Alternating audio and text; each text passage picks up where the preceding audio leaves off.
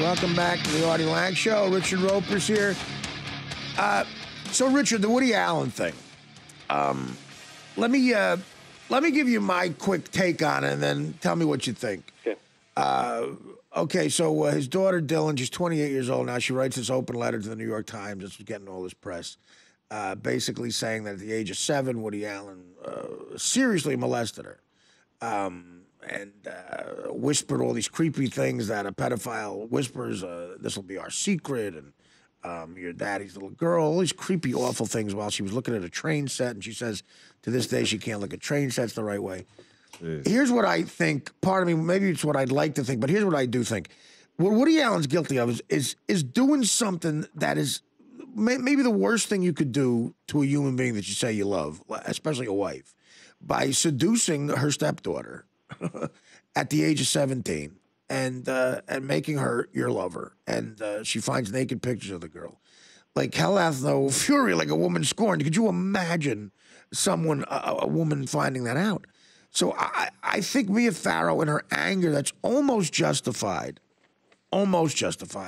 might have, you know, if you listen to Ronan Farrow talk, he just did Real Time with Bill Maher, and if you hear his tweets and stuff, he hates Woody Allen with a red-hot passion like you've never heard before. I mean, vicious type stuff.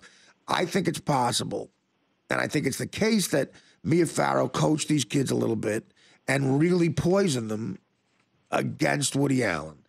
And made them think something that may not have happened. After thinking about it for a long time, I think that's the situation. That could totally be wrong, but that's what I think. What do you think? Yeah, a couple things are. First of all, I mean, we're talking. These are adopted kids, and Mia Farrow. It's hard to criticize anybody who was adopted literally a dozen children. I mean, some of these kids were abused, in the homes overseas. She saved their lives. She's blind and all this. But there have been some people writing, too, that maybe that's not necessarily the most healthy thing to adopt that many children, although she certainly seemed to have the means to take care of them. So it was always an unorthodox situation. They had those apartments, the romantic version the press painted was Woody and Mia lived in apartments across from Central Park. Right. And Woody Allen has, since claimed, look, we were never really that close. I didn't know these kids. But you're right. It doesn't matter. Whatever the circumstances are, you don't fall in love with the 17-year-old or 16 or whatever it was, 17-year-old daughter of the woman that you were a partner with for many years. Right. You just don't. And his infamous claim at the time, the heart wants what it wants. And it's like, yes, but the grown-up man with a conscience fights that off and figures out a way to get around that. So that all being said, I mean, there's a lot about Woody Allen. You look at movies where he's falling in love with his character is falling in love with Mariel Hemingway, who's playing a high school girl. Right. It's not exactly as if he was hiding some of these compulsions. And he dated the inspiration for her was a real woman named Stacy something. Yeah, he named her Tracy in the movie. Right? Yeah, exactly. Yeah, I believe what you're saying is the most likely. We don't know, but I believe that Dylan Farrow believes every word of that. I believe she believes it. Doesn't mean it happened. And, we saw in that infamous case about, 20 years ago, the McMartin preschool case, where hundreds of kids accused this mother and her two grown children of molesting them, and then there were movies made about it where they showed the coaches, who were working for the prosecution with puppets and saying, "Did this happen? Did this happen?" And how kids at that age are so eager to please authority figures that they will say yes. And the fact that she wrote this thing, first of all, the New York Times, it was like a blogger kind of gave up his space to her to say that. I don't think that's an ethical thing to do either, because he wasn't charged. And she gets to put all this out there, and his issue of denial comes afterward. But the fact that it was so detailed, I can remember things from when I was 7 years old, but not in that kind of detail. That's right. That's the ironic thing. The details make it seem like a lie, because if she was coached by someone really intelligent like Mia Farrow or whoever, a shrink that Mia Farrow hired to do this, whatever you want to say, there would be details. It would be more foggy if it was real to me. you know. Well, and, I'm sure some people, I don't know, I never was, thank God I was never the victim of anything like that. I'm sure some victims will tell you, no, you remember every detail. To me, the more prevailing psychological wisdom is that those are the things that have to be unlocked after years of therapy, and sometimes people don't, they block that out. It's post-traumatic stress coping mechanism that you don't, so to have all those details, this is what happened to me when I was 7 years old. If she was writing about any other experience and saying this happened when she was 7, just a normal experience, it'd say there's no way you could remember in those details. So to me, it did not ring true. It rang very painful because you felt for her, because this woman says she's gone through, she was a cutter. She had eating disorders. She's had all these horrible things, and she blames it all on Woody Allen. We can't say that it's not true, but it felt to me like somebody who really believed something that may have been something that she was coached on. Well, that's what sucks about it, is that you're right. Even if it's not true, to her it happened. To her it is. So she's living that hell of dealing with it. And she really goes for the jugular in that letter to at the end, calling out celebrities that work with him, like Louis C.K., Alec Baldwin, Emma Stone. What if it was you? What if it was your daughter or Louis C.K.? I mean, what do you just forget about me? It's like really laying it on thick. And I got to tell you, I remember when what's the kid's name who won for the pianist with Adrian Brody. Okay, when Adrian Brody worked with Roman Polanski, what Roman Polanski did is just diabolical and awful, and basically he admitted to doing it and fled the country. I mean, he anally raped a 13-year-old after giving her drugs. That's a situation where I'd like to think. I can't, and again, you don't want to judge anybody. I'd like to think that maybe someone will go, you know what, I'm not going to work with the guy. I'm going to make a moral stance and not work with the guy. But at the same time, until that got Adrian Brody an Oscar, and it's hard for someone to do that. And clearly a lot of people in Hollywood would forgive him and move on. I think the Woody Allen thing, I think it's I feel for this girl, but it's unfair of her to put Louis C.K., Alec Baldwin, Emma Stone, etc., Diane Keaton she takes jabs at.